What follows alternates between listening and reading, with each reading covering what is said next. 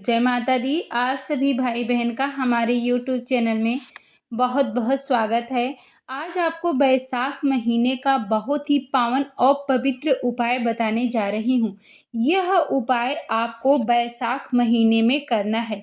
बैसाख महीने में किसी भी दिन जब आप बहुत समस्या में हो, संकट में हो, तो आप इस उपाय को ज़रूर करिएगा। आप सोमवार के दिन भी कर सकते हैं। इस बार का सोमवार बहुत ही खास है, क्योंकि इस बार का जो सोमवार है एकादशी के दिन पड़ रहा है। तो जो भी हम आपको उपाय बताते हैं, गुरु जी की कथा सुनकर समझकर आपको समझाने का प्रयास करती हूँ।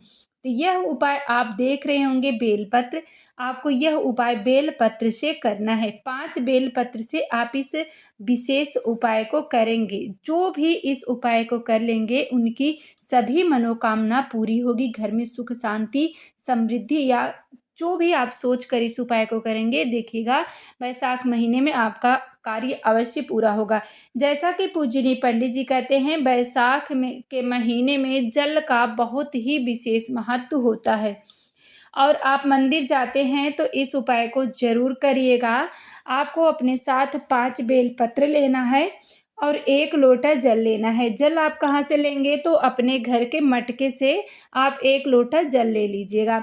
अब पहला बेलपत्र आप कहाँ पे समर्पित करेंगे? तो पहला बेलपत्र आप जहाँ से जल गिरता है उस स्थान पे आपको समर्पित करना है।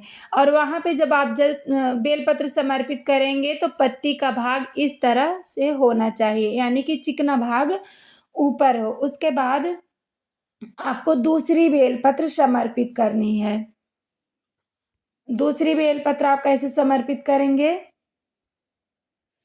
तो दूसरी बेलपत्र आपको समर्पित करना है जो देवी माँ जगत जननी जगदम्बा का जो हस्त कमल होता है, जिसे कटी भाग कहा जाता है, इस पे आप कहीं पर भी समर्पित कर सकते हैं दूसरी बेलपत्र। और तीसरी बेलपत्र आपको समर्पित करना है देवाधिदेव महादेव के शिवलिंग के ऊपर।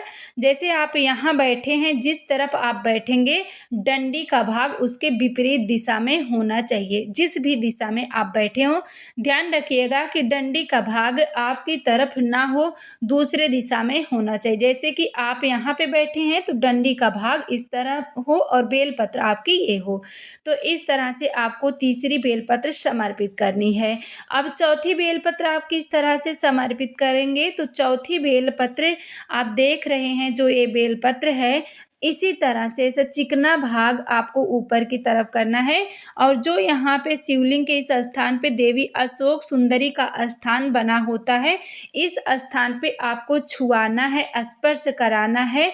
उसके बाद उस बेल पत्र को ले जाके जो नंदी जी बैठे होते हैं ना, मंदिर में नंदी जी जो बैठे होते हैं, नंदी जी के जो उठे हुए एक चरण होते हैं, उनके उस चरण में आपको समर्पित कर देना है, जो आपकी चौथी बेलपत्र है। लेकिन चढ़ाते समय ध्यान रखिएगा कि आपको देवी अशोक सुंदरी के स्थान पे स्पर्श करा करके नंदी जी के चरणों में समर्पित करना है।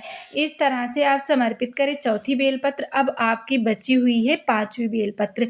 तो 5वीं बेलपत्र को आपको कहाँ पे रखना है? तो जो ऐसे जलाधारी मतलब जहाँ से जल गिरते, जैसे ये देवी अशोक सुंदरी का स्थान है और ये आपका यहाँ जल गिर रहा है, ये माँ जगत जननी जगदम्बा का हस्त कमल है।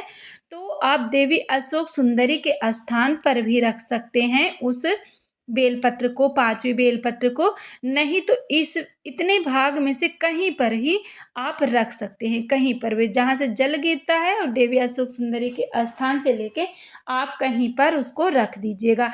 रखने के बाद आपको करना क्या है? जो आप जल का पात्र लेके गए हैं, उस जल के पात्र से आपको 1 लोटा जल भगवान शंकर जी के शिवलिंग पे समर्पित करना है, जो आप जल लेके गए हैं अपने घर से। यह उपाय इतना अचूक है, बैसाख महीने में ही इस उपाय को किया जाता है। यदि आप रोग से ग्रसित है, रोग के लिए कर रहे हैं, तो थोड़ा सा जल आप उठा के अपने साथ, यहाँ से जल आप एक कटोरी रख लें, या जल चढ़ाने के बाद जो थोड़ा सा बचा हुआ जल होता है, आप अपने सीधे हाथ की हथेली को इस तरह से लगाकर जल रोप करके आप अपने घर पे ले आएँ, उस रोग ग्रसित व्यक्ति को पिलाएं। और यदि आप किसी कामना के वश कर रहे हैं तो आपको जल लाने की कोई भी आवश्यकता नहीं है। पूजनीय पंडित जी कहते हैं बैसाख महीने में जल का बहुत ही विशेष महत्व होता है। आप प्रत्येक रोज 1 लोटा जल भगवान शंकर जी के शिवलिंग पे समर्पित करें। और आप जैसे कोई बेलपत्री का वृक्ष हो या आंवले का वृक्ष है या पीपल का वृक्ष है, तो इन सभी वृक्षों में से एक स्थान पे आप नियम बना लें कि हमें पूरे 1 महीने एक स्थान पे जल समर्पित करना है। किसी स्थान पे आप जो भी आपकी जैसे आपके आस-पास बेलपत्री का वृक्ष हो, आंवले का हो, जो भी आपको सटीक लगे, तो वहाँ पे आप नियम बना के इस उपाय को ज़रूर करिएगा। और जो भी भाई-बहन चैनल पे पहली बार आए हैं, ऐसी वीडियो जानकारी के लिए आप चैनल को ज़रूर सब्सक्राइब करें, ताकि इस तरह की जो भी वीडियो हो हम सबसे पहले आपके पास पहुँचा सकें। कमेंट में हर हर